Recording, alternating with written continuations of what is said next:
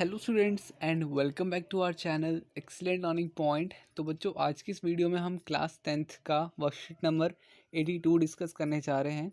ये हमारा विषय गणित है और यहाँ पर हम रिवीजन 2 करने जा रहे हैं, दो चर वाले रैखिक समीकरण के युग्म। तो यहाँ पे हमारा पहला क्वेश्चन है, के किस मान के लिए दिए गए रैखिक समीकरण युग्म की रेखाएं समपाती होगी 2x + 5y is equal to के और kx + 15y is equal to 18। तो अब हमें यहाँ पर k का मान ज्ञात करना है, ऐसा और कब, जब वो हमारी रेखाएं क्या हों, हमारी रेखाएं समपाती होगी। ठीक है, तो यहाँ पर बच्चों इस सवाल का उत्तर देखते हैं। तो यहाँ पे बच्चों देखो, हमने दोनों इक्वेशंस को सामने लिख लिया है। 2x + 5y is equal to के, फिर इसके बाद सेकंड इक्वेशन था kx + 15y is equal to 18। हमें ये क्या बोला जा रहा था, हमें ये बोला जाता कि ये कोइंसिडेंट लाइंस हैं। तो हमें इसकी प्रॉपर्टी ध्यान में रखनी पड़ेगी कि अगर कोई भी इक्वेशंस कोइंसिडेंट लाइन वाली होती है तो उसमें a1 / a2 is equal to b1 / b2 is equal to c1 / c2 होगा। मतलब कि वहाँ पे तीनों ही आपस में बराबर होंगे। ठीक है, इसका मतलब क्या होगा, इसका मतलब 2 जो है हमारा, ये वाला 2 और ये जो k है, 2 / k, 5 / 15 एंड k / 18, ये भी आपस में बराबर होंगे। तो पहले हम इन दोनों को आपस में लेते हैं, हम इन दोनों इक्वेशंस को, इन दोनों नंबर्स को आपस में लेते हैं, इक्वेट करते हैं। तो आप बच्चों देखोगे कि आपको भी पता है, अब यहाँ पर क्या होगा, 5 × k क्या हो जाएगा, 5k हो जाएगा, और 15 × 2 क्या हो जाएगा, 30 हो जाएगा। ठीक है, हमारे पास k की वैल्यू क्या आ जाती है, 6 आ जाती है। अगर बच्चों हम इन दोनों को भी सामने इक्वेट करते हैं, इन दोनों को भी अगर इक्वेट करते हैं, 5 / 15, ये बच्चों कुछ भी नहीं है, ये कुछ भी नहीं है। ठीक है, ये मिस्टेक हो गया था तो इसको मैंने हटा दिया है। तो अब देखो, 5 / 15 बराबर k / 18 अगर हम तब भी कर लेते हैं तो भी हमारा क्या हो जाएगा, 15 × k क्या हो जाएगा, 15k हो जाएगा, 18 × 5 क्या हो जाएगा, 90 हो जाएगा। और आप देखोगे कि हमारा यहाँ पर भी k की वैल्यू क्या आ जाती है, 6 आ जाती है। तो पहला क्वेश्चन तो बड़ा सिंपल था, 2 मार्क्स में ये आता है। ये जो आपका क्वेश्चन है, क्वेश्चन में फर्स्ट 2 मार्क्स का आता है। ठीक है, तो ये बड़ा सिंपल क्वेश्चन था, आई होप आपको समझ में आ गया होगा। तो क्वेश्चन नंबर फर्स्ट यहाँ पे हो गया हमारा। फिर इसके बाद दूसरा प्रश्न है, 2y + 3y is equal to 11 और 2x - 4y is equal to -24 को हल कीजिए और m का वह मान ज्ञात कीजिए जिससे y is equal to mx + 3 हो। तो आपको दो समीकरण दे रखा है, दो इक्वेशन दे रखा है और m का मान ज्ञात करने के लिए बोला जा रहा है। तो देखो बच्चों, इसको कैसे करेंगे हम, देखते हैं ज़रा इसका सॉल्यूशन। क्वेश्चन में हमें दोनों इक्वेशन दे रखी है, हमें ये एक इक्वेशन ये दे रखी है, 2x + 3y 11, 2x - 4y - 24। अब यहाँ पे y is equal to mx + 3 दे रखा है। तो हम पहले पता क्या करेंगे, हम देखो, हम जरा इसको और जूम करते हैं, हम यहाँ पर इक्वेशन को सब्ट्रैक्ट करेंगे। हमारे पास जो दो इक्वेशन दे रखी है, हम दोनों इक्वेशन को क्या करेंगे, सब्ट्रैक्ट करेंगे। ठीक है, तो आप देखोगे ये जो मेरे पास इक्वेशन था, 2x + 3y is equal to 11, हमने यहाँ पे इसको उतार लिया। फिर 2x - 4y is equal to 24, वो -24 हमने इसको इधर उतार लिया। ठीक है, अब देखो, आप सब्ट्रैक्ट करोगे तो आपको पता है साइन चेंज होता है। ठीक है, तो ये माइनस का हो जाएगा, ये नंबर प्लस का था, ये माइनस का हो जाएगा, ये माइनस का नंबर था, ये प्लस का साइन हो जाता है, ये माइनस वाला नंबर प्लस में हो जाता है। अब ये तो आपका कट जाएगा, ये कट जाएगा। अब 4y 3y 7y हो गया, 4 + 3 7 और 24 + 11 35।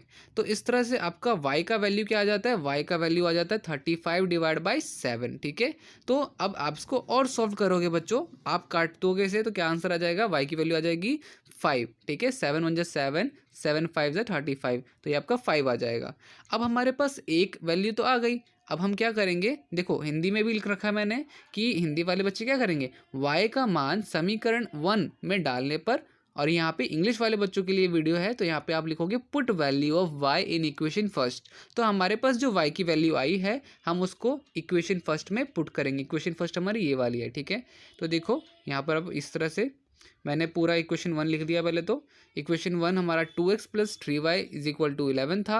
हमने यहाँ पर y की वैल्यू जो हमारे पास 5 आई थी, वो मैंने यहाँ पे लिख दी 3 × 5। ठीक है, अब देखो, आपको पता है कि 15 होता है। अब यहाँ पे क्या होगा कि 11 तो था ही, अब 15 हमारा इस तरफ आ जाएगा तो -15 हो जाएगा। अब 11 में से 15 गया तो -4। अब 2 जो था, जो x के साथ लगा हुआ था, वो नीचे आ जाएगा। ये बच्चों कटेगा तो हमारे पास क्या आएगा, x की वैल्यू क्या आएगी, -2। अब बच्चों एक बात ध्यान रखिएगा कि अभी हमारा क्वेश्चन खत्म नहीं हुआ है। हमारे पास x की वैल्यू आ गई -2, हमारे पास y की वैल्यू आ गई 5, बट हमसे पूछा जा रहा है, हमसे क्या पूछा जा रहा है, हमसे बोला जा रहा था कि m की वैल्यू निकालो। तो हमारे पास m कैसे आएगा, तो देखो यहाँ पर क्या होगा, y is equal to mx plus 3, हमें y की वैल्यू मिल गई है वो है 5, तो हमने 5 लिख दिया। हमें x की वैल्यू मिल गई है वो है -2, हमने -2 भी लिख दिया और 3 भी लिख दिया। तो मल्टीप्लाई करोगे तो ये क्या हो जाएगा, -2m प्लस 3 और 5। 3 आपका इधर आ जाएगा, 5 में से 3 गया, 2 बचा, -2m। अब देखो यहाँ पे जो -2 है वो नीचे आ जाएगा। और अब बच्चे को पता है कि अब यहाँ पे क्या आएगा, तो m की वैल्यू -1 आ जाएगी। ठीक है, m की वैल्यू क्या आ जाएगी, -1। तो क्वेश्चन नंबर 3 जो है हमारा, ट्राइंगल ABC में एंगल C जो है वो 3 एंगल B दे रखा है और 3 एंगल B जो है बराबर दे रखा है 2 एंगल A प्लस B। तो अब यहाँ पर बोला जा रहा है अगर ऐसा है तो तीनों कोणों का मान ज्ञात कीजिए। तो बच्चों इसका उत्तर देखते हैं। तो देखो बच्चों, हमें ट्रायंगल का ये पता है कि कोई सा भी ट्रायंगल जो होता है उसकी तीनों साइड्स क्या होती हैं, उसकी angle A plus angle B plus angle C क्या होती है, 180 होती है। ठीक है, ये बात हमने यहाँ पे लिख दी। यहाँ पे आप रीजन क्या लिख दोगे, यहाँ पे एंगल सम प्रॉपर्टी होता है, चाहे हिंदी वाला बच्चा हो या फिर इंग्लिश वाला बच्चा हो, ACP यहाँ पे लिख दीजिएगा। ठीक है, अब देखो हमें ये दे रखा था कि एंगल C जो है वो बराबर है 3 टाइम्स ऑफ एंगल B। ठीक है, एक बात तो हमें ये चीज़ ध्यान में रखनी है। फिर आगे भी ये है कि एंगल 3 टाइम्स एंगल B जो होगा वो बराबर होगा 2 इंटू ब्रैकेट में angle A plus angle B। हम इस चीज़ को लेकर चलते हैं। ठीक है, हम किस चीज़ को लेकर चलेंगे, हम इस चीज़ को अपने साथ लेकर चलेंगे यहाँ पर। ठीक है, अब हम क्या करते हैं कि हम 3 एंगल B बराबर हम कर देते हैं इसको, इस 2 को हम मल्टीप्लाई कर देंगे तो एंगल 2A एंगल 2B। ठीक है, तो आप देखोगे कि एंगल 3B जो है, अब ये जो एंगल 2B आया मेरा इस तरफ आ जाएगा, तो इस तरफ आएगा तो माइनस में आ जाएगा। ठीक है, तो एंगल 3B में से एंगल 2B माइनस होगा तो सिर्फ B बचेगा। तो आपके पास क्या आ गया, एंगल B की वैल्यू 2A, बट हमें क्या निकालना है, हम सिर्फ A की वैल्यू निकालेंगे। तो हमारी A की वैल्यू क्या आ जाएगी, तो ये 2 नीचे आ जाएगा, मतलब कि हाफ 1/2 बराबर एंगल B। तो इस तरह से हमारे पास क्या आ गया, इस तरह से हमारे पास तीनों एंगल्स आ गए बच्चों। एंगल A भी आ गया। अब देखो यहाँ पर क्या होगा, हम आगे करेंगे, आगे कंटिन्यू करेंगे क्वेश्चन को। तो हमें पता है कि एंगल, अब बच्चों देखो हमें पता है कि एंगल A बराबर angle B, angle A plus angle B plus angle C क्या होता है, 180 होता है। हमें एंगल A की वैल्यू क्या मिली, हमें एंगल A की वैल्यू मिली half AB, sorry angle half B। और इसके बाद एंगल B की वैल्यू को हमने B ही रखा, एंगल C की वैल्यू को हमने 3B रखा। ठीक है, 3 एंगल B रखा इज इक्वल टू 180। हमारा यहाँ पे 2 LCM लेंगे हम, तो यहाँ पे सिर्फ B आएगा, यहाँ 2B आ जाएगा, यहाँ पे 6B आ जाएगा। अब इन दोनों को हम ऊपर में प्लस करेंगे बच्चों, तो इन दोनों को ऊपर में आप प्लस करोगे तो क्या हो जाएगा, तो एंगल B 2B 3 हो जाएगा, 6 3 9, एंगल 9B हो जाएगा।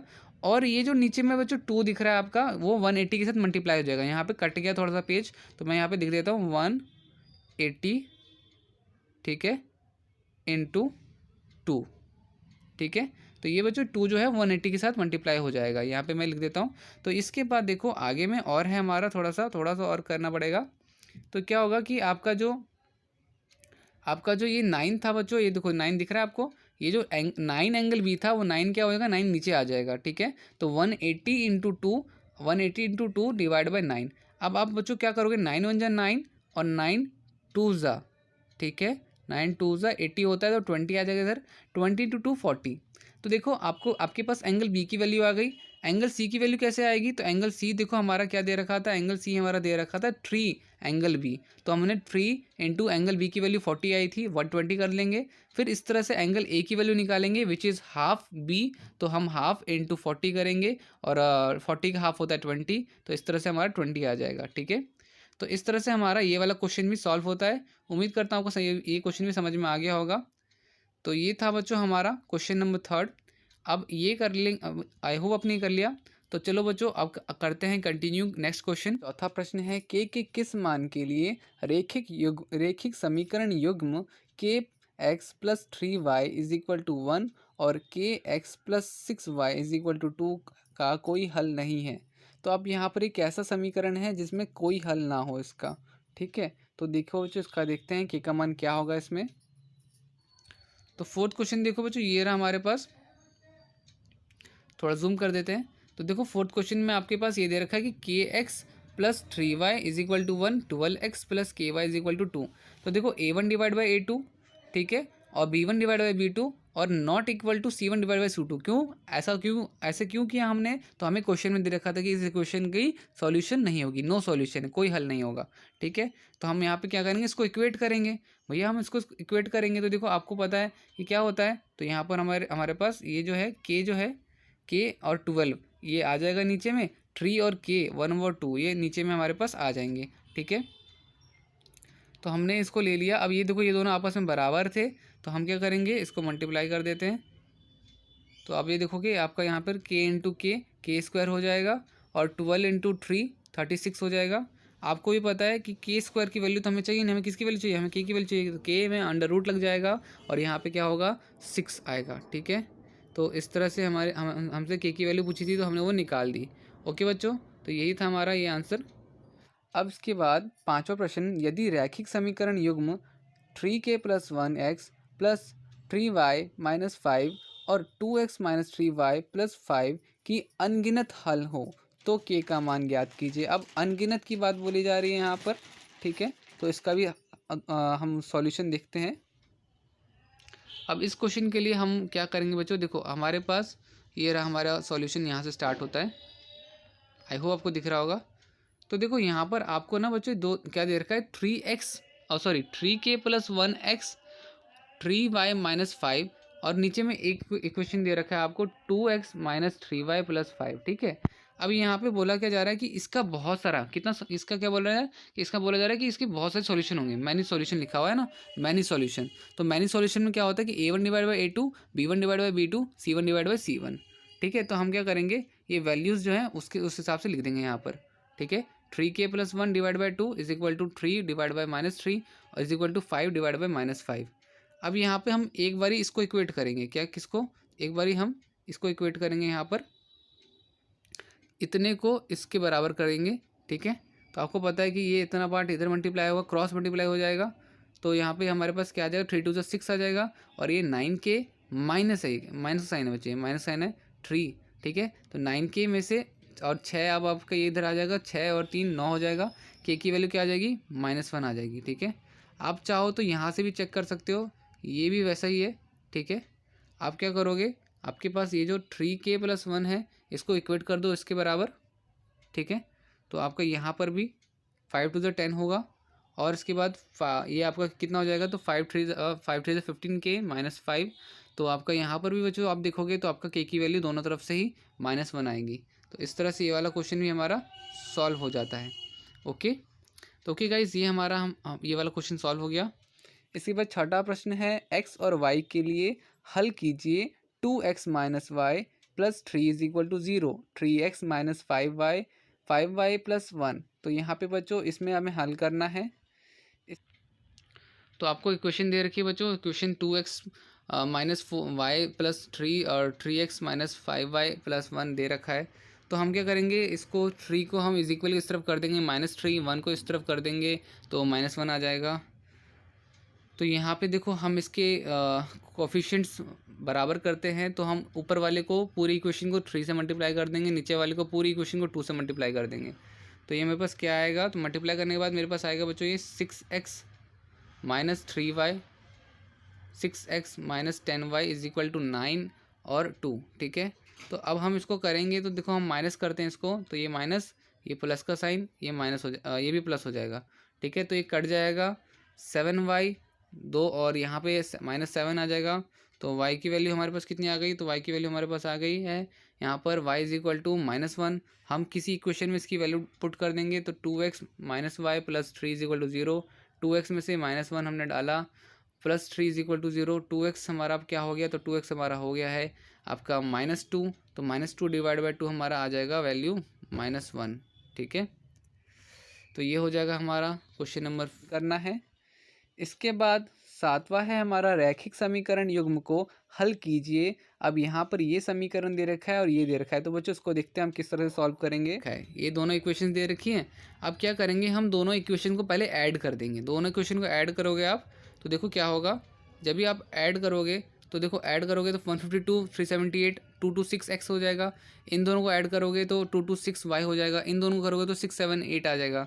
ठीक है, अब यहाँ पर क्या होगा कि दोनों में मुझे ना, दोनों में जो माइनस, सब में माइनस कॉमन, दोनों में माइनस भी है और 226 भी है, तो -226 कॉमन ले लेते हैं। यहाँ पे x+5 हो जाएगा और -678।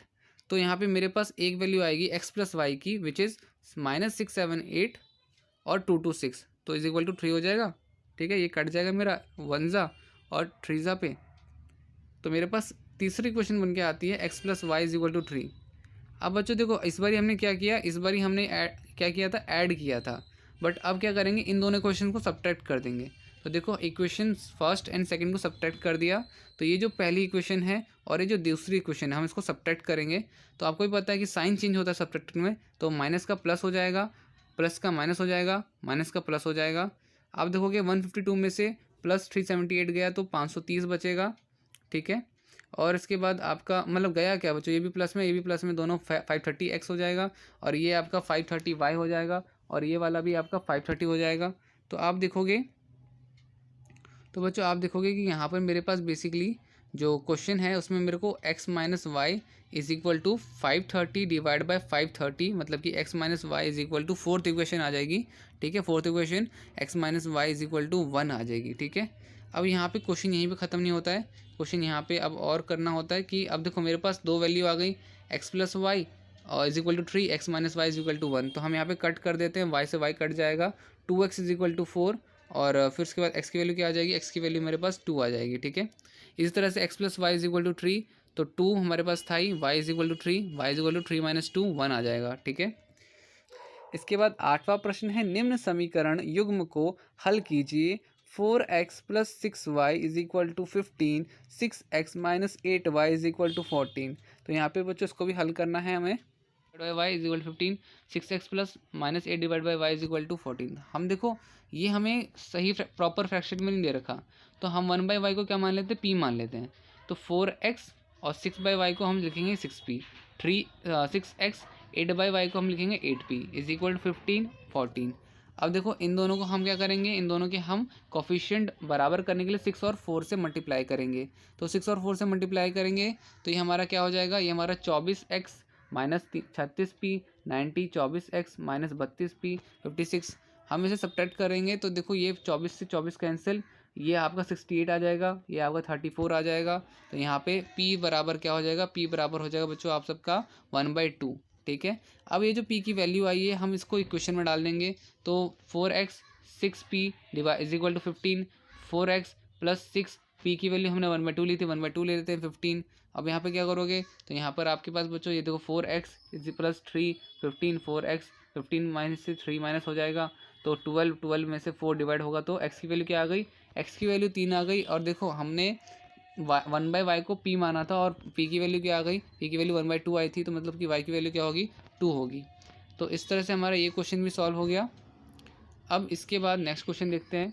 इसके बाद निम्न समीकरण युग्म को रैखिक समीकरण युग्म में बदल कर हल कीजिए। अब यहाँ पर बच्चों देखो इन दोनों जो दोनों समीकरण दे रखे हैं, हमें इन दोनों समीकरण को सॉल्व करना है। तो ये रहा बच्चों हमारा 9th क्वेश्चन। 9th क्वेश्चन का फर्स्ट पार्ट है 10 divide by x + y + 2 divide by x - y = 4। Same यहीं पे दूसरा क्वेश्चन है 15 divide by x + y -5 divide by x - y = -2। तो देखो बच्चों बड़े ध्यान से सुनना, यहाँ पर हम x + y को मान लेते हैं p, x - y को मान लेते हैं q, तो ताकि हमारी इक्वेशन थोड़ी सी ईजी हो जाए। तो हमारा इक्वेशन क्या बन जाएगा फिर, वो 10p 2q 15p 5q = 4 - 2। ठीक है, अब यहाँ पे हम क्या करते हैं, हम इसके करते हैं कोफिशिएंट बराबर। तो इसके लिए हम पहली क्वेश्चन में 15 से मल्टीप्लाई कर देंगे, दूसरी क्वेश्चन में 10 से मल्टीप्लाई कर देंगे। तो वो इक्वेशन मेरी क्या बन के आ जाएगी, वो इक्वेशन मेरी बन जाएगी 150p + 30p = 60, और दूसरी वाली इक्वेशन 150p - 50q -20। तो आपको ये पता है ये कट जाएगा, ये वाला कट जाएगा, तो ये मेरे पास दूसरा इक्वेशन क्या बनेगा, दूसरा equation 80q divide by 80, Q की वैल्यू क्या आ जाएगी, क्यू की वैल्यू आ जाएगी 180 डिवाइड बाई 81 आ जाएगा। ठीक है, अब इस क्यू की वैल्यू को हम किसी भी इक्वेशन में पुट करेंगे तो हमारा ऊपर वाले 10p + 2, क्यू की वैल्यू 1 आई थी तो 1 हमने डाल दिया = 4, 10p 2 4, 10p में से 4 में से 2 गया। अब देखो यहाँ पर क्या होगा कि यहाँ पे हमारे पास 2 डिवाइड बाई 10 कितना होता है, तो वो 1/5 होता है। ठीक है, तो 1/5 आ जाएगा।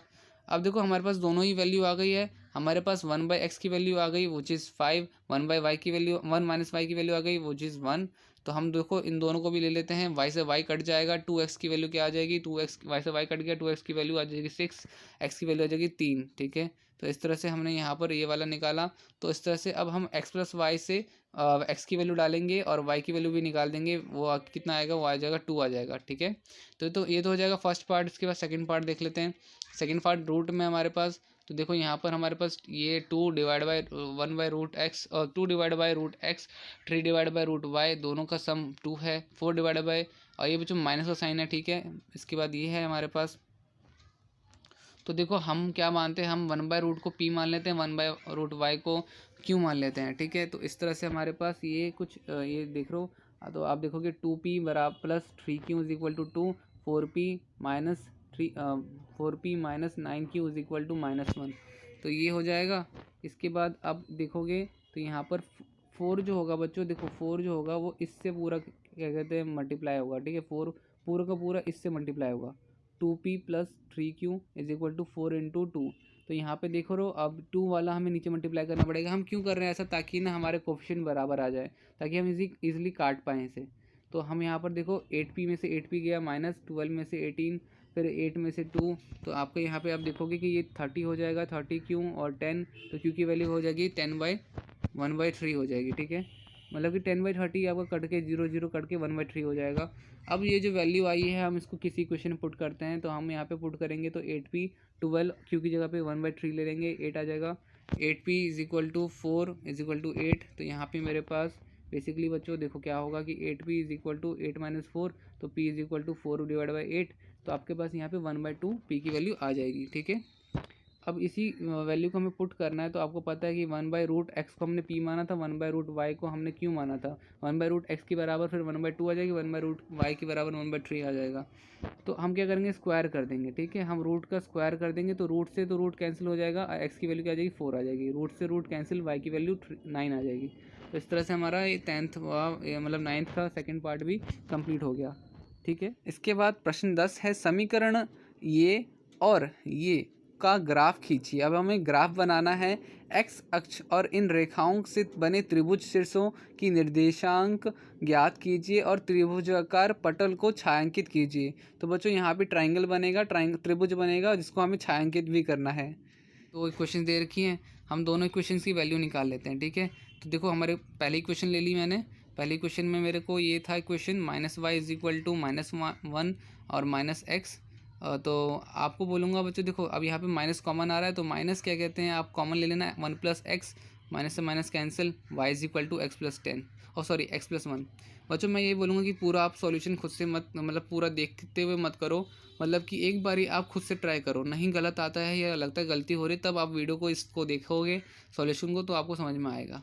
तो देखो यहाँ पर हमारे पास x की वैल्यू 0 है तो y की वैल्यू 1, x की वैल्यू 1 लोगे तो y की वैल्यू 2 आ जाएगी, x की वैल्यू -1 तो y की वैल्यू 0 आ जाएगी। ठीक है, इस इक्वेशन पुट करते रहना। आप x की वैल्यू 0 पुट करोगे, y की अभी आप ही देखो x की वैल्यू अभी जस्ट आप 0 पुट करते हो, x की वैल्यू 0 होती है तो y की वैल्यू 1 हो जाएगी।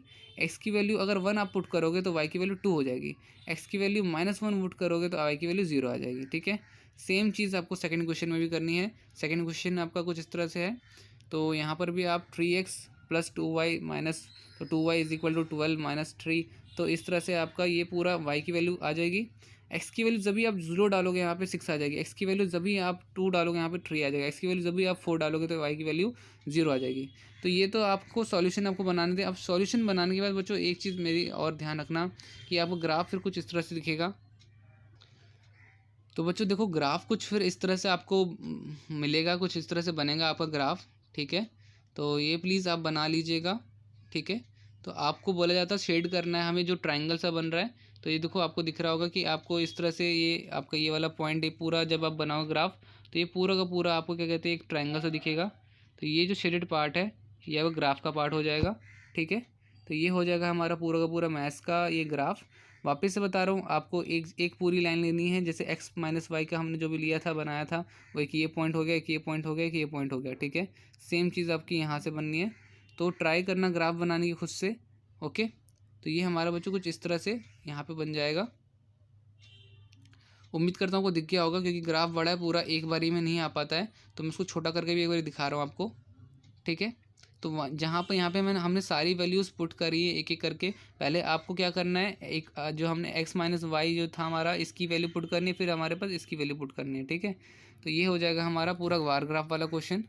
इसके बाद 11वां प्रश्न, एक मोटर बोट धारा के प्रतिकूल 30 किलोमीटर और धारा के अनुकूल 28 किलोमीटर जाने में 7 घंटे का समय लगाती है, तो वह धारा के प्रतिकूल 21 किलोमीटर जाकर 5 घंटे में वापस आ सकती है। शांत जल में मोटर बोट की चाल और धारा की चाल ज्ञात कीजिए, ठीक है बच्चों। तो यहाँ पे आप हिंदी में लिखेंगे, यदि शांत जल में नाव की गति x किलोमीटर घंटा है तो धारा की गति y किलोमीटर प्रति घंटा है, तो अनुप्रवाह के में नाव की गति क्या होगी, x प्लस वाई किलोमीटर प्रति घंटा, और धारा के विपरीत नाव की गति क्या होगी, x माइनस वाई, ठीक है। ये हिंदी वालों के लिए है।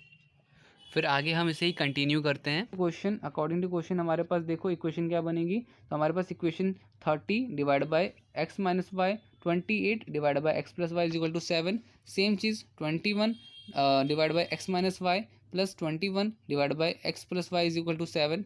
तो इस तरह से हमने बच्चों देखो सारा किया। अब यहाँ पे आप देखोगे 1 divide by x minus y is equal to p है, और हमने माना है यहाँ पर। थोड़ा सा इसको जूम कर लेता हूँ ताकि आपको अच्छे से दिखाई दे। तो यहाँ पे आपको आई होप दिख रहा होगा। तो देखो 1 divide by x minus y is equal to p माना हुआ है, और 1 divide by x plus y is equal to q माना है। तो अब की जो इक्वेशन है वो इजी हो जाएगी। 10p और 28 का 28q minus is equal to 7, 21p 21q is equal to 5। अब हम इसके कोफिशिएंट बराबर करने के लिए मल्टीप्लाई कर देते हैं 21 से और 30 से। तो आप 21 30 से मल्टीप्लाई करोगे तो आपके पास क्या आ जाएगा, आपके पास आएगा 360p 598q 147, 360p 660p 150, ठीक है। तो ये आपको पूरा कट जाएगा, और यहाँ पर आपका 42 बच के आएगा, और यहाँ पे 3 बच के आएगा। तो क्यू की वैल्यू क्या हो जाएगी, क्यू की वैल्यू हो जाएगी आपके पास 1 डिवाइड बाई 40। सेम चीज़ बच्चों, इसको अब जो वैल्यू आई है इसको आप पुट करोगे तो आपके पास इक्वेशन पुट करोगे तो आप देखो ये आपको कट के 2 आ जाएगा इधर, ठीक है। तो 7 में से 2 गए, 5 बचे, 5 डिवाइड बाई 1/6। तो पी और क्यू की वैल्यू आ गई है। तो आप क्या करोगे, जो ये वैल्यू आई है आप उस वैल्यू को यहाँ पे लिखाओगे, ठीक है। अब देखो यहाँ पे हमने लिख दिया कि 1 divide by x minus y की value 1/6, 1 divide by x plus y की वैल्यू 1/14। तो हम क्या करेंगे, इन दोनों में यहाँ पर x plus y is equal to 14, x minus y is equal to 6। तो ये कैंसिल हो जाएगा, आपका एक्स प्लस एक्स 2x हो जाएगा, 20 हो जाएगा। तो आपका 20 डिवाइड बाई 2 10 हो जाएगा, ठीक है। तो x की वैल्यू क्या आ गई, 10 आ गई। अब यहाँ पर क्या है, x is equal to 10, y is equal to y, और 14 का 14 आ जाएगा, ठीक है। y 14 में से 10 माइनस हो जाएगा तो आपके पास क्या आ जाएगा, 4 आ जाएगा, ठीक है। तो इस तरह से हमारे पास x की वैल्यू भी आ गई, y की वैल्यू भी आ गई है। तो ये हमारा क्वेश्चन हो जाएगा। अब इसके बाद बच्चों देखो ये पूरा क्वेश्चन हमने कर लिया है। तो अब क्वेश्चन नंबर लास्ट जो क्वेश्चन हमारा वो भी देख लेते हैं। 12वां प्रश्न है, 8 महिलाएं और 12 पुरुष किसी कार्य को मिलकर 10 दिन में पूरा कर सकते हैं, जबकि 6 महिलाएं और 8 पुरुष उसी कार्य को 14 दिन में पूरा कर सकते हैं। एक महिला और एक पुरुष द्वारा अकेले इस कार्य को करने के में कितना दिन लगेगा। तो बच्चों देखते हैं इस प्रश्न का उत्तर। तो बच्चों आप यहाँ पे किस तरह से लिखोगे कि माना एक महिला द्वारा कार्य को पूरा करने के लिए कुल दिन x लगेगा, ठीक है। इसी तरह से आप नीचे में देखो मैंने एरो कर रखा है कि आपको पुरुष के लिए भी ये लिखना है, माना एक पुरुष द्वारा कार्य को पूरा करने के लिए कुल दिन y लगेगा, ठीक है। अब फिर इसके बाद आप नीचे लिखोगे एक महिला द्वारा एक दिन में किया गया कार्य 1 डिवाइड बाई x, एक पुरुष द्वारा एक दिन में किया गया कार्य 1 डिवाइड बाई वाई, ठीक है। तो इस तरह से आप लिखने के बाद आगे में सॉल्यूशन हम करेंगे according to question. According to question करते हैं। अकॉर्डिंग टू क्वेश्चन हमारे पास क्वेश्चन कुछ इस तरह से बन जाएगा। 8 हमारे पास इक्वेशन बनेगा 8/x 12/y 1/10, इतना 1/14, ठीक है। तो हम हमेशा से जो करते हैं कि 1/x को p मान लेते हैं, 1/y को q मान लेते हैं, और यहाँ पर हमारा क्या आ जाएगा, ये इक्वेशन सी बन जाएगी हमारे पास 8p plus 12q is equal to 1/10, 6p plus 8q is equal to 1/14, ठीक है। तो यहाँ पे हम इसके कॉन्फिशेंट बराबर करने के लिए 6 और 8 से मल्टीप्लाई कर देंगे दोनों तरफ। तो हमारे पास क्या बन जाएगा, हमारे पास ये इक्वेशन आ जाएगी 48 72 क्यों। अब ये आ गया तो हम अब क्या करेंगे बच्चों, इसको हम माइनस करेंगे तो देखो आप देखोगे यहाँ पे 48 से 48 कट जाएगा, 74 से 64 गया तो 8 बचा, 6/10 और 8/14 आपका 2/17 आ जाएगा। तो क्यों की वैल्यू क्या आ गई, क्यों की वैल्यू आ जाएगी 280, 1/280, ठीक है। इसके बाद 48 + 72 की वैल्यू में हम यहाँ पे 2 की वैल्यू डाल देंगे, ठीक है। तो ये बचा हमारा 9/35 आ जाएगा, 6/10। तो ये हमारा एलसीएम जब आप लोगे तो 70 आएगा, 70 डिवाइड बाई 24, 24 डिवाइड बाई 70। और पी की वैल्यू क्या आ जाएगी, तो पी की वैल्यू हमारे पास बच्चों यहाँ पर 24 डिवाइड बाई 70 और 1/48 जो है, तो आप देखो कैंसिल हो जाएगा, 2 आएगा, ठीक है। तो 70 इंटू 2 40 आ जाएगा, ऊपर में 1 रहेगा। तो देखो हमारे पास इस तरह से वैल्यू आ गई। तो एक्स की वैल्यू आ गई हमारे पास 240, वाई की वैल्यू आ गई हमारे पास 280, ठीक है। तो यहाँ पे वीडियो ख़त्म होती है बच्चों। आपको पता है वीडियो काफ़ी बड़ी हो गई, काफ़ी सारे क्वेश्चंस थे, बड़े बड़े क्वेश्चंस थे। तो उम्मीद करता हूँ आपको समझ में आई होगी सारी चीज़ें और वीडियो आपके लिए हेल्पफुल रही होगी। वीडियो अगर हेल्पफुल रही तो प्लीज़ लाइक शेयर कमेंट ज़रूर कीजिएगा। और अगर आपने अभी तक सब्सक्राइब नहीं किया तो प्लीज़ सब्सक्राइब कर दीजिए बेल आइकन को और प्रेस कर दीजिएगा, ताकि हमें मोटिवेशन मिलती रहे बच्चों। तो आज की वीडियो में इतना ही, मिलते हैं नेक्स्ट वीडियो में, तब तक के लिए bye bye and take care.